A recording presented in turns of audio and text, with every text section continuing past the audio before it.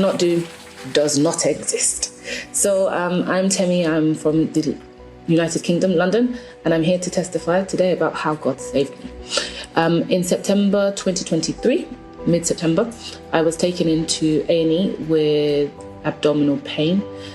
When I got into the hospital, from recollection, I think they ran several tests and they just couldn't figure out what was wrong with me. Within 24 hours, I had fallen into a coma as my heart rate was too high, my BP was elevated, and my lungs were filling with fluid. They transferred me into intensive care. When in intensive care, they discovered that I had something called pancreatitis, but I had a severe case of pancreatitis. Whilst in intensive care unit, they they've tried everything. They spoke to doctors across the world. They spoke to doctors in different localities to try and figure out how to resolve my case, as everything they were trying wasn't working. And it got to a point where they actually felt like she's not going to make it. They said I've got a 2% survival chance, and they said all my organs were failing and all my major organs were shutting down, basically. During that time, they called my family in to say to them, look, they need to start to prepare for the worst, as it's likely that I wasn't going to make it. During that conversation with the doctor, my mum said to them, I will not bury, and my children will not be buried. I will not use my hand to bury my children, she said to them.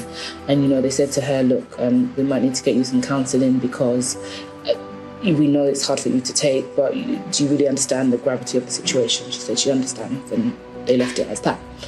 That night, my mum took a flight to Abuja, and she came to drop a seed on the altar. She said that, she had to do it herself. That is what God had mandated her to do, and exactly what she did. She dropped a seed on the altar, and I think she attended a Sunday service, and she was back within the next 48 hours back into the hospital. I was still in intensive care there, but as I was there, things just started to get better. Things got better and better and better, and eventually I regained consciousness from coma after 2.5 months. Whilst in the hospital, they said, look, it's going to be a very long stay. You could be here likely for about 9 months. This severe kind of illness that you've had, it takes a very, very long time to recover. As God will have it, we were out within a month, and we were back home recuperating and regenerating. And during that stay in the hospital, some of the significant things that I just want to point out was that, 24/7 in my room, in my ward, we would have a little MP3 player which was playing the word of knowledge 24/7. It was so funny because when I was conscious again, as the doctors were handing over my medical needs, they would hand over my spiritual needs and would remind the nurses or the doctors to keep the MP3 playing, keep the MP3 charged, keep the word of God going, keep the praise and worship going in my room.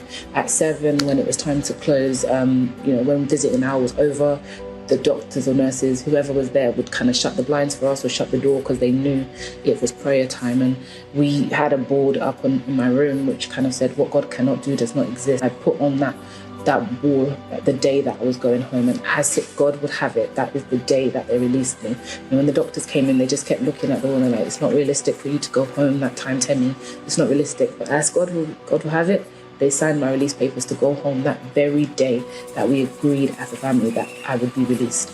And there was one specific encounter that I had in my dream where I was in a conference and I was just giving money to an elderly lady, and then she turned into a fiery witch, and she tried to kind of pull me into the fire. And as I was trying to escape, I couldn't kind of find my grip. I couldn't get release of her, and people from the congregation, my mum and Pastor Joe, were pulling me out and praying against her.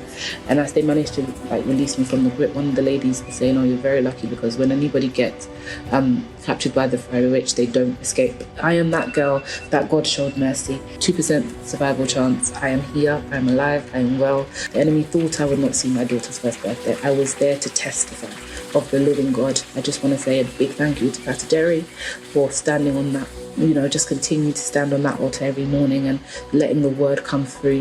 During that coma state, there were so many words that were just for me, literally talking to my situation, rebuking the devil. Even the fact that Pastor Jerry showed up in my dream. I was not the NSPPD believer. My mum was the, come and pray, but this experience has taught me that there is power on this altar. Pastor Jerry, I just want to say thank you for your labor of love, and thank you for being somebody that we can trust to stand in the gap for us when we don't know what to say and how to say it. What God cannot do clearly does not exist.